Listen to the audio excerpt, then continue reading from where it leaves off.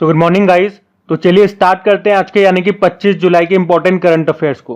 तो इस प्रश्न में आपसे पूछ रहे हैं अभी हाल ही में एस्टोनिया देश के नए प्रधानमंत्री कौन बने हैं। तो आंसर होगा क्रिस्टन मिशेल। तो क्रिस्टन मिशेल ये एस्टोनिया देश के नए प्रधानमंत्री बन गए हैं। किनके स्थान पे? काजा कैलास। क्योंकि अभी कुछ समय पहले ही हमने पढ़ा था काजा कैलास इन्होंने यूरोपीय संघ के विदेश नीति प्रमुख बनने के लिए एस्टोनिया देश के प्रधानमंत्री के पद से इस्तीफा दे दिया था। तो अब एस्टोनिया देश के नए प्रधानमंत्री बन गए हैं क्रिस्टन मिशेल, इनका नाम याद रखना। एस्टोनिया की बात करें तो ये रहा मैप में एस्टोनिया, कैपिटल टालिन है, करेंसी है यूरो और प्रधानमंत्री क्रिस्टन मिशेल बन गए हैं। अब चलो 2024 में जितने भी देशों में प्रधानमंत्री या प्रेसिडेंट बने वो सारे मैं आपको रिवाइज करवाता हूं, तो बिल्कुल ध्यान से सुनिएगा। तो अगर आपसे पूछे कि ईरान के अभी प्रेसिडेंट कौन बन गए? Masoud Pezeshkian. यूके के प्रधानमंत्री कीर स्टारमर। नीदरलैंड के प्रधानमंत्री डिक शूफ। साउथ अफ्रीका के राष्ट्रपति सिरिल रामाफोसा। आइसलैंड के राष्ट्रपति हल्ला टॉमस डॉटर। मैक्सिको की पहली महिला राष्ट्रपति क्लाउडिया शियनबाम। लिथुआनिया के राष्ट्रपति गीतानास नौसाद। चाड के प्रधानमंत्री अल्लामाय हलीना। चाड के राष्ट्रपति मोहम्मद इद्रिस डेबी। वियतनाम के राष्ट्रपति टू लैम। क्रोएशिया के प्रधानमंत्री आंद्रेज प्लेंकोविक। स्कॉटलैंड के first minister John Swinney. Panama के राष्ट्रपति जॉस राउल मुलिनो। सिंगापुर के प्रधानमंत्री लॉरेंस वोंग। आइसलैंड के प्रधानमंत्री बनर्जी बेनेडिक्टसन। स्लोवाकिया के राष्ट्रपति पीटर पेलेग्रिनी। मिस्र के तीसरी बार प्रेसिडेंट बने अब्दुल फतेह अल सीसी। उसके अलावा डेमोक्रेटिक रिपब्लिक ऑफ कॉन्गो के प्रधानमंत्री जुडिथ सुमिनवा तुलुका। सेनेगल के राष्ट्रपति बासिरो डियोमाय फे। पुर्तगाल के प्रधानमंत्री लुइस मोंटेनेग्रो। आयरलैंड के नए प्रधानमंत्री साइमन हैरिस। फिलिस्तीन के नए प्रधानमंत्री मोहम्मद मुस्तफा। हंगरी के राष्ट्रपति तामस सुलियोक और पाकिस्तान के प्रधानमंत्री शहबाज शरीफ। तो पाकिस्तान के राष्ट्रपति आसिफ अली जरदारी। इंडोनेशिया के प्रेसिडेंट प्रबोवो सुबियांतो। यमन के प्रधानमंत्री अहमद अबद बिन। अल सल्वाडोर के प्रेसिडेंट नयाब बुकेले। कजाकिस्तान के प्रधानमंत्री ओल्जास बेक्टिनोव। फिनलैंड के प्रेसिडेंट अलेक्जेंडर स्तब और कोमोरोस के प्रेसिडेंट अजाली असोमानी। ग्वाटेमाला के नए प्रेसिडेंट बर्नार्डो एवरेलो। ताइवान के प्रेसिडेंट लाई चिंगते। फ्रांस के सबसे युवा व पहले समलैंगिक प्रधानमंत्री गैब्रियल एटल और डेमोक्रेटिक रिपब्लिक ऑफ कॉन्गो के प्रेसिडेंट बने थे फेलिक्स त्सेसिकेदी। तो इस प्रश्न में लगभग मैंने आपको 35 to 36 ये इंटरनेशनल अपॉइंटमेंट्स रिवाइज कराए हैं जो किसी न किसी देश में प्रधानमंत्री या प्रेसिडेंट बने हैं। ये सारे 2024 के ही अपॉइंटमेंट्स हैं, तो इनको ध्यान में रखिएगा। अगला प्रश्न देखते हैं। फिर आपसे पूछ रहे हैं अभी हाल ही में OTT प्लेटफॉर्म हेलो इसको लॉन्च करने वाला दूसरा राज्य कौन सा है? तो आंसर होगा मेघालय। OTT का फुल फॉर्म होता है ओवर द टॉप। तो जिस तरह से ये वेब सीरीज वगैरह आती है, फिल्में आती है, नेटफ्लिक्स हो गया, अमेजॉन प्राइम हो गया, डिज्नी हॉटस्टार हो गया, तो ये सब क्या है? OTT प्लेटफॉर्म ही है। और आपको जरूर याद होगा कि भारत का पहला सरकारी स्वामित्व वाला OTT प्लेटफॉर्म ये लॉन्च किया था केरल ने, जिसका नाम था सी स्पेस। और उसी तरह से अब ऐसा करने वाला दूसरा राज्य बन गया है मेघालय। इसका नाम रखा इन्होंने हेलो मेघालय। तो ये ध्यान में रखना। अच्छा, बात मेघालय की है तो ये रहा मैप में मेघालय। कैपिटल होती है शिलोंग, जहां पे आपको बताए चेरी ब्लॉसम फेस्टिवल का आयोजन होता है। यहाँ के मुख्यमंत्री कॉनराड संगमा हैं। इनकी पार्टी का नाम है नेशनल पीपल्स पार्टी और गवर्नर है फागू चौहान। और मेघालय में ही वांगला फेस्टिवल मनाया जाता है जिसे 100 ड्रम फेस्टिवल भी कहते हैं। और यहाँ पे आपको गारो, खासी और जैंतिया ट्राइब्स मिलेगी और इन्हीं के नाम पे यहाँ पे आपको पहाड़ियां भी मिलेंगी। अभी आपको याद होगा मेघालय की पहली महिला डीजीपी कौन बनी है? इदाशीष नोंगरांग बनी है और ये मेघालय की है, लेकिन आप कह सकते हो नॉर्थ ईस्ट इंडिया की ये पहली महिला डीजीपी है। और नॉर्थ ईस्ट में भी किस राज्य से हैं? तो ये मेघालय से बिलोंग करती है। तो याद रखना, इस प्रश्न में हमने क्या देखा? OTT प्लेटफॉर्म हेलो को लॉन्च करने वाला दूसरा राज्य कौन बन गया है? तो आंसर होगा मेघालय और उसका नाम हेलो है। अच्छा, इसी तरह से कुछ और प्रश्न मैं आपको रिवाइज कराता हूं। जैसे कि उत्तर प्रदेश का पहला सौर शहर कौन सा बना है? अयोध्या बना है। ये उत्तर प्रदेश का पहला सोलर सिटी है। पूरे भारत का अगर पहला सोलर सिटी की बात करोगे तो वो मध्य प्रदेश का सांची है। भारत का पहला नंबरलेस क्रेडिट कार्ड ये लॉन्च किया था एक्सिस बैंक ने। सरकारी स्कूलों में स्मार्ट क्लास की सुविधा देने वाला उत्तर प्रदेश का पहला जिला ये बरेली है। भारत का पहला वेटलैंड शहर ये बनेगा उदयपुर। भारत का पहला सोलर साइकिल ट्रैक कहाँ पे बनेगा? हैदराबाद में, जिसकी लंबाई 23 किलोमीटर है।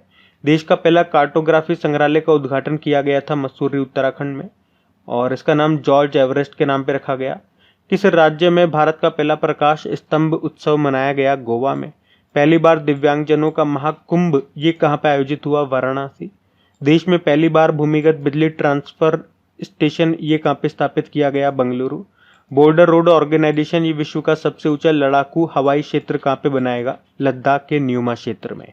तो ये प्रश्न भी इंपॉर्टेंट है, ध्यान में रखना। अगला प्रश्न देखते हैं। फिर आपसे पूछ रहे हैं कि कौन 2026 तक भारत का पहला made in India H125 helicopter launch करेगा? तो आंसर होगा एयरबस।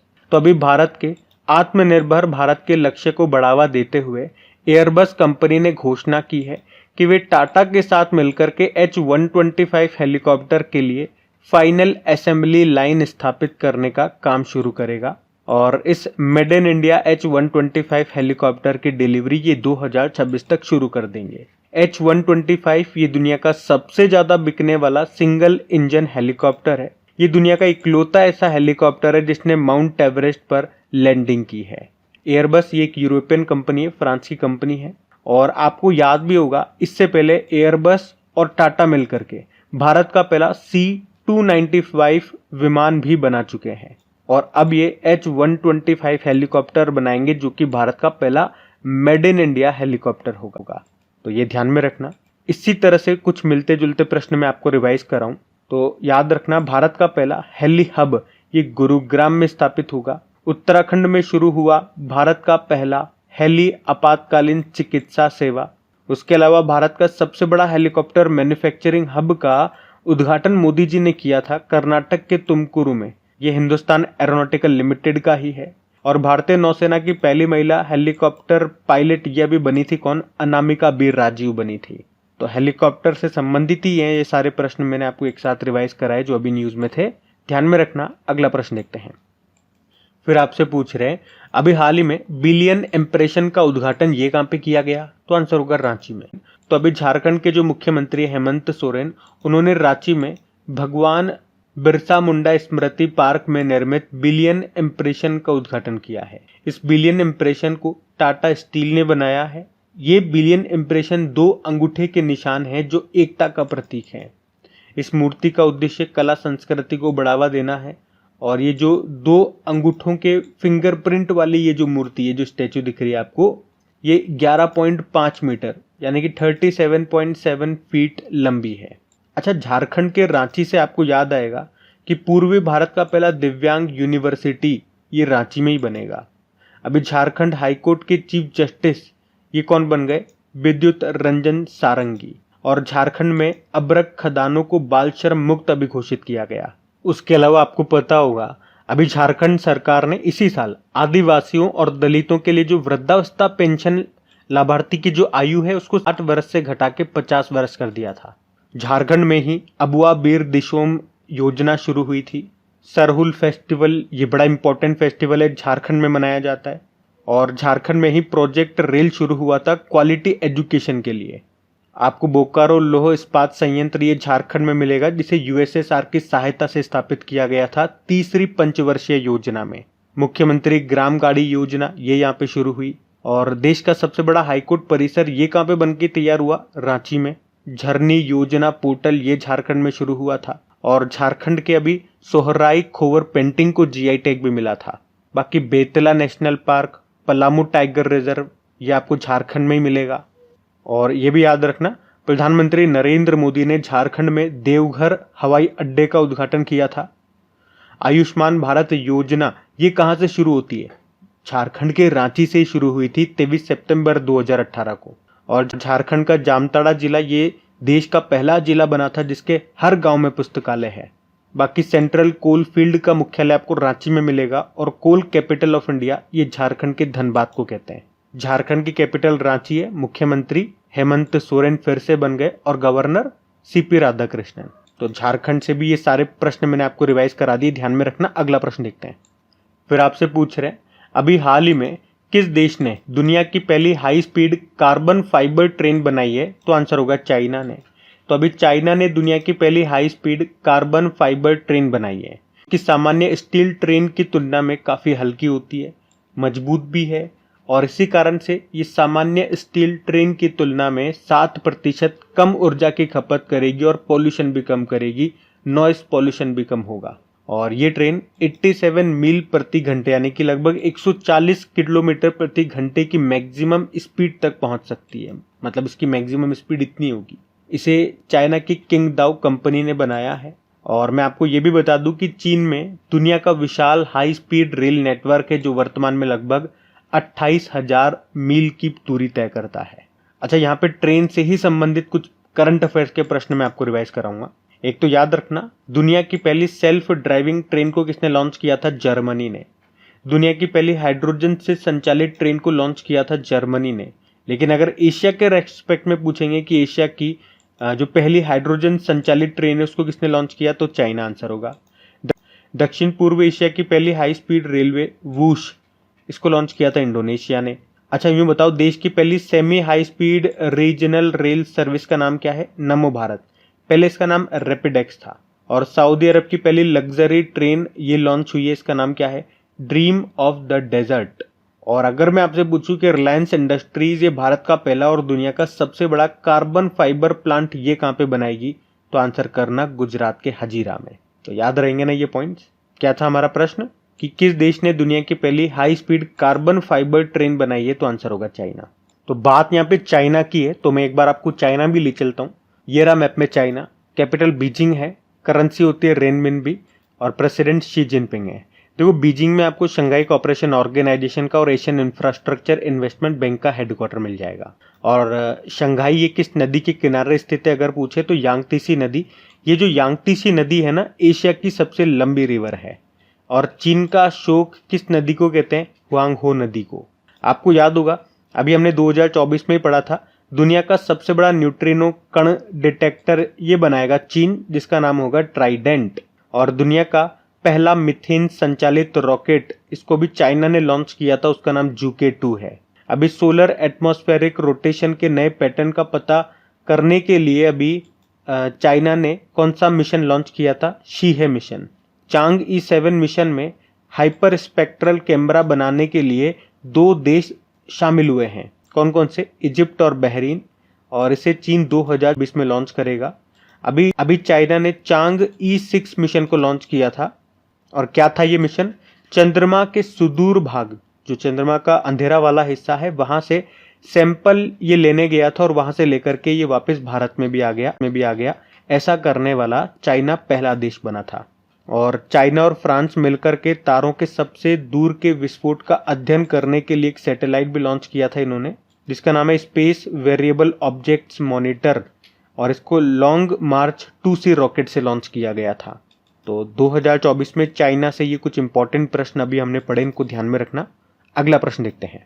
फिर आपसे पूछ रहे हैं कि अभी हाल ही में किस भारतीय रेसर ने अपने करियर की पहली फॉर्मूला 2 रेस को जीत लिया है, तो आंसर होगा कुश मैनी ने। तो भारतीय रेसर है कुश मैनी और अभी इन्होंने Hungary grand prix formula 2 race को जीत लिया है। ये इनके करियर की पहली फॉर्मूला 2 रेस है। लेकिन मैं आपको बता दूं, ये उपलब्धि हासिल करने वाले वो दूसरे भारतीय हैं। हंगरी की कैपिटल क्या होती है? बुडापेस्ट। करेंसी है हंगेरियन फॉरेंट और प्रेसिडेंट है तामस सुलियोक। और हंगरी में जो घास के मैदान है उनको पुस्ताज कहा जाता है। आपको याद होगा, अभी हमने पढ़ा था बिल्कुल रिसेंटली कि मोटो जीपी इंडिया के ब्रांड एम्बेसडर बनाए गए कौन? शिखर धवन। और ये जो मोटो जीपी इंडिया है 2025 में इसका आयोजन होगा उत्तर प्रदेश होस्ट कर रहा है, नोएडा में होगा, जो बुद्ध इंटरनेशनल सर्किट है वहां पे। और मोटो जीपी इंडिया जो 2023 में हुआ था, जो बुद्ध इंटरनेशनल सर्किट नोएडा में ही हुआ था, उसको किसने जीता था? मार्कोस बेचेजी ने जीता था, जो कि इटली के रेसर हैं। और उसको स्पॉन्सर किया था इंडियन ऑयल ने, वो भी याद रखना। अच्छा, यूं बताओ, जो पहला ई फॉर्मूला रेस हुआ था 2023 में, कहाँ पे हुआ था? हैदराबाद में। और 2024 में इसका दूसरा संस्करण ये भी भारत में होगा। भारत में भी कहाँ पे? हैदराबाद में ही। और हाँ, ये पॉइंट भी ध्यान रखना कि भारत और दक्षिण एशिया का पहला नाइट स्ट्रीट सर्किट ये कहाँ पे बना है? चेन्नई में। मतलब अब यहाँ पे नाइट रेस आयोजित की जा सकेगी। तो ध्यान रखना ये सारे पॉइंट्स। अगला प्रश्न देखते हैं। फिर आपसे पूछ रहे हैं, अभी हाल ही में सकल पर्यावरण उत्पाद सूचकांक लॉन्च करने वाला पहला राज्य कौन सा बन गया? तो आंसर होगा उत्तराखंड। तो अभी उत्तराखंड ये सकल पर्यावरण उत्पाद सूचकांक यानी कि ग्रॉस एनवायरमेंट प्रोडक्ट इंडेक्स को लॉन्च करने वाला पहला राज्य बन गया है। और इस सूचकांक के इस इंडेक्स के 4 आधार होंगे, जल, वायु, वन और मिट्टी, और उन्हीं के आधार पर ये इंडेक्स तैयार किया जाएगा। तो उत्तराखंड के जो मुख्यमंत्री हैं पुष्कर सिंह धामी, अभी उन्होंने कहा कि ग्रॉस एनवायरमेंट प्रोडक्ट इंडेक्स लागू होने से इकोलॉजी और इकोनॉमी के बीच में बेहतर सामंजस्य स्थापित होगा और लोगों में पर्यावरण संरक्षण के प्रति और जागरूकता बढ़ेगी। बाकी देखो, उत्तराखंड की अगर बात करें तो इसकी आपको 2 कैपिटल मिलेगी। विंटर कैपिटल देहरादून है तो समर कैपिटल गैरसैंण है। गवर्नर गुरमीत सिंह है और मुख्यमंत्री पुष्कर सिंह धामी हो गए। अभी यहीं पे आपने हरेला फेस्टिवल भी मनाया था। बाकी हेलीकॉप्टर आपातकालीन चिकित्सा सेवा ये शुरू करने वाला भारत का पहला राज्य उत्तराखंड है। अभी यहाँ पे पिरुल लाओ पैसे पाओ नाम से एक अभियान भी शुरू हुआ था। और यूनिफॉर्म सिविल कोड समान नागरिक संहिता विधेयक पारित करने वाला पहला राज्य उत्तराखंड बना है। लेकिन ये लागू कहाँ पे हो चुका है? ऑलरेडी ये लागू है गोवा में। वैसे सस्टेनेबल डेवलपमेंट गोल की यहाँ पे बात हुई थी। कितने गोल्स हैं? 17 है, 2030 तक पूरे करने हैं। आपको याद होगा भी सस्टेनेबल डेवलपमेंट गोल इंडेक्स आया था, उसमें भारत 190 स्थान पे था और टॉप पे फिनलैंड था। उसी तरह से नीति आयोग ने भी अभी भारत में sustainable development goal India index जारी किया था और उसमें टॉप पे उत्तराखंड और केरल था। और अगर आप में से कोई इस वीडियो को पहली बार देख रहे हैं या क्रिक एग्जाम चैनल पे फर्स्ट टाइम अगर कोई स्टूडेंट है तो मैं आपको बता दूं, जो आपके 17 सस्टेनेबल डेवलपमेंट गोल्स है ना, जो आपको 2030 तक पूरे करने हैं, तो इस पे भी बेस्ड प्रश्न एग्जाम में पूछे जाते हैं। आपसे कोई भी सस्टेनेबल डेवलपमेंट गोल दे देगा और 4 ऑप्शन दे देगा, बताओ इसमें से किसका संबंध किससे है या कौन से नंबर का सस्टेनेबल डेवलपमेंट गोल किसकी बात करता है, इस तरह के प्रश्न आते हैं। तो इसका मैंने आपको एक ट्रिकी वीडियो बना करके दे दिया है। वो वीडियो आप मात्र एक बार देख लीजिए, सारे गोल्स आपको चुटकियों में याद हो जाएंगे और एग्जाम में 1 नंबर पक्का हो जाएगा आपका। जो प्रश्न दूसरे स्टूडेंट छोड़ करके आएंगे या गलत करके आएंगे, उसमें आपको कॉन्फिडेंस आएगा कि यार ये प्रश्न मेरा पक्के से सही हो गया। चलो 10 से 12 मिनट का वो वीडियो एक बार आपको देखना है और अपना एग्जाम में 1 मार्क्स पक्का कर लेना है। तो सिंपल सा यूट्यूब पे सर्च मारना आप सस्टेनेबल डेवलपमेंट गोल ट्रिक्स क्रिक एग्जाम, वीडियो आपके सामने आ जाएगा। अभी अगला प्रश्न देखते हैं। फिर आपसे पूछ रहे हैं, अभी हाल ही में उपवन योजना और हेरिटेज ट्री अडॉप्शन योजना को किसने शुरू किया? उत्तर प्रदेश ने। तो अभी उत्तर प्रदेश सरकार ने राज्य में हरित आवरण को बढ़ाने और भूजल स्तर में सुधार करने के लिए 2 योजनाओं को शुरू किया। एक उपवन योजना है और दूसरी है हेरिटेज ट्री अडॉप्शन योजना। उपवन योजना में क्या है? इसमें राज्य सरकार शहरों से लेके गांव तक, पार्कों से लेके सड़कों तक और कई स्थानों पर ये वृक्षारोपण करेगी। और वहीं हेरिटेज ट्री अडॉप्शन योजना क्या है? तो इसमें 100 साल से ज्यादा पुराने पेड़ों के 28 प्रजातियों को विरासत वृक्ष घोषित किया गया। और इसी तरह के जो 100 साल से जिनकी ज्यादा उम्र हो गई है, ऐसे पेड़ आपको सबसे ज्यादा वाराणसी में देखने को मिलेंगे। संख्या भी इन्होंने बताई है 53 है। पूरे उत्तर प्रदेश में इस तरह के 948 पेड़ हैं। सबसे ज्यादा कहाँ? वाराणसी में। तो इन्हीं के संरक्षण के लिए, इनको गोद लेने के लिए ये संरक्षण योजना शुरू की है उत्तर प्रदेश ने। इससे पहले भी आपको याद होगा उत्तर प्रदेश ने मित्र वन योजना शुरू की थी, जिसमें क्या था, उत्तर प्रदेश के जो भी बाउंड्री वाले जो जिले हैं, चाहे वो इंटरनेशनल बाउंड्री बना रहे हों या भारत के अंदर बाउंड्री बना रहे हों दूसरे स्टेट से, तो वहां पे वृक्षारोपण किया जाएगा। तो उसका नाम मित्र वन योजना था। और मैंने आपको याद कराया था, इसी तरह से एक वन मित्र योजना भी आपने सुना होगा जिसको हरियाणा ने शुरू किया था। तो ये पॉइंट्स भी आप ध्यान में रखिएगा। अगला प्रश्न देखते हैं। अभी फिर पूछ रहे हैं, अभी हाल ही में राष्ट्रीय ध्वज दिवस ये कब मनाया गया? 22 जुलाई को। हर साल भारत में 22 जुलाई को नेशनल फ्लैग डे के रूप में मनाया जाता है। 22 जुलाई को ही क्यों?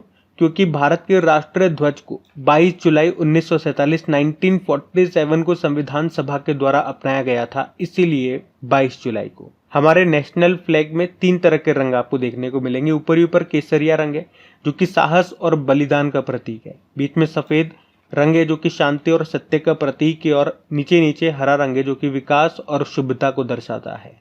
बीच में नीले रंग का चक्र भी आपको देखने को मिलेगा, अशोक चक्र जिसको बोलते हो। इसमें 24 तीलियां हैं और डायमेंशन इसका 2:3 है। और हमारे नेशनल फ्लैग का डिज़ाइन तैयार किया था पिंगली वेंकैया ने। तो याद रखेंगे सिंपल सा, राष्ट्रीय ध्वज दिवस कब मनाया जाता है? 22 जुलाई को। अब डे वाला प्रश्न है, चलो जुलाई के सारे इंपॉर्टेंट डे एक बार फिर मैं आपको रिवाइज करवाता हूँ। 1 जुलाई को 3 डे मनाए थे, national doctor day, GST day और नेशनल चार्टर्ड अकाउंट डे। 2 जुलाई को वर्ल्ड स्पोर्ट्स जर्नलिस्ट डे, खेल पत्रकार दिवस और वर्ल्ड यूएफओ डे। 3 जुलाई को अंतर्राष्ट्रीय प्लास्टिक बैग मुक्त दिवस, international plastic bag free day. 6 जुलाई को अंतर्राष्ट्रीय सहकारिता दिवस, 6 जुलाई को वर्ल्ड जूनोसिस डे। 10 जुलाई को नेशनल फिश फार्मर डे, राष्ट्रीय मत्स्य किसान दिवस। 11 जुलाई को वर्ल्ड पॉपुलेशन डे, 12 जुलाई को अंतर्राष्ट्रीय मलाला दिवस और वर्ल्ड पेपर बैग डे भी होता है। 15 जुलाई को विश्व युवा कौशल दिवस, वर्ल्ड यूथ स्किल डे। 17 जुलाई को विश्व अंतर्राष्ट्रीय न्याय दिवस, world day for international justice. 18 जुलाई को नेल्सन मंडेला अंतर्राष्ट्रीय दिवस। 20 जुलाई को world chess day, international moon day भी होता है। और 23 जुलाई को राष्ट्रीय प्रसारण दिवस, नेशनल ब्रॉडकास्टिंग डे के रूप में मनाया गया। तो ये जुलाई के अभी तक के इंपॉर्टेंट डेज, इनको ध्यान में रखना। अगला प्रश्न देखते हैं। फिर पूछ रहे अभी हाल ही में शिक्षा सप्ताह 2024 ये कब से कब तक मनाया गया? तो आंसर होगा 22 से लेकर 28 जुलाई।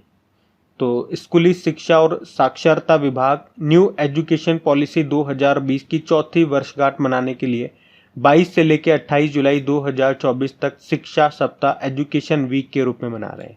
उद्देश्य सहयोग को बढ़ावा देना और न्यू एजुकेशन पॉलिसी 2020 सुधारों के प्रभावों को प्रदर्शित करना। आपको पता ही होगा न्यू एजुकेशन पॉलिसी 2020 किसकी सिफारिश पे लाया गया था? कस्तूरी रंगन समिति। अच्छा, शिक्षा ये किस सूची का विषय है? समवर्ती सूची, कॉन्करेंट लिस्ट। लेकिन स्टार्टिंग में ये राज्य सूची का विषय हुआ करता था। फिर 1976 में जब 42वां संविधान संशोधन आया, उसके द्वारा इसे कॉन्करेंट लिस्ट, समवर्ती सूची में डाल दिया गया। तो ये ध्यान में रखना। तो गाइज, ये था आज का आपका करंट अफेयर्स का सेशन। अच्छा, आज वीडियो के बीच में मैंने आपको याद नहीं दिलाया कि वीडियो को लाइक कीजिएगा, शेयर कीजिएगा। तो कई बार चीज़ें बताने में मैं इतना खो जाता हूँ कि मैं बोलना भूल जाता हूँ, आपको याद दिलाना भूल जाता हूँ। तो मैं याद दिलाऊँ ना दिलाऊँ, अगर आपको याद रह जाए तो प्लीज़ वीडियो को शेयर ज़रूर किया कीजिए अपने दोस्तों के साथ में, स्टडी ग्रुप में। और अगर आपने वीडियो को लाइक नहीं करा तो इसे लाइक ज़रूर कीजिएगा। बाकी PDF आपको मिलेगी अभी टेलीग्राम पे, अपना टेलीग्राम ज्वाइन कर लीजिए, क्रिक एग्जाम के नाम से है। आपको डायरेक्ट शायद ना मिले तो लिंक नीचे डिस्क्रिप्शन बॉक्स में मिल जाएगा, उस पर जैसे आप क्लिक करेंगे डायरेक्ट अपने टेलीग्राम चैनल पे चले जाएंगे, वहाँ ज्वाइन कर लीजिए। जब भी वीडियो या कोई भी इन्फॉर्मेशन होगी तो वहाँ पे उसका नोटिफिकेशन आपको सबसे पहले मिल जाएगा, ये उसका फ़ायदा है। बाकी चलो अभी कल के करंट अफेयर्स का मैं आपको क्विक रिविजन करा दूँ, फिर हम सेशन एंड करते हैं। तो यहाँ पे हम 24 जुलाई के इंपॉर्टेंट करंट अफेयर्स का क्विक रिविजन कर रहे हैं।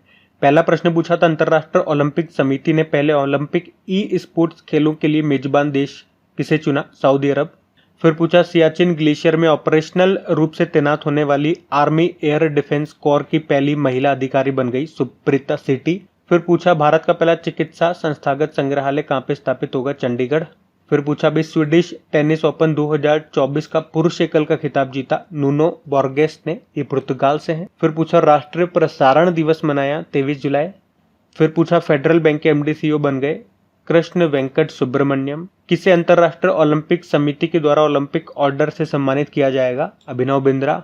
और IFC ने किसके सहयोग से दुनिया का पहला जैव विविधता बॉन्ड जारी किया? तो कोलंबिया। नासा ने पहली बार hip hop song the rain को किस ग्रह पर पहुंचाया? तो आंसर होगा शुक्र, वीनस। और आखिरी प्रश्न था कि बजट 2024-25 में जो मुद्रा लोन है उसकी मैक्सिमम सीमा को बढ़ा करके कितना कर दिया? तो आंसर होगा 20 लाख रुपए। पहले लिमिट 10 लाख थी। तो चलो फिर अभी कल का होमवर्क प्रश्न भी देखते हैं और आपका सेशन एंड करते हैं। तो कल की वीडियो में पूछा था, एशियाई पैरालंपिक कमेटी की साउथ एशिया के लिए प्रतिनिधि किसे नियुक्त किया गया? तो इसका उत्तर हो जाएगा दीपा मलिक। आप सभी ने प्रश्न का बिल्कुल सही उत्तर दिया। अब ये रहा आज का आपका होमवर्क प्रश्न।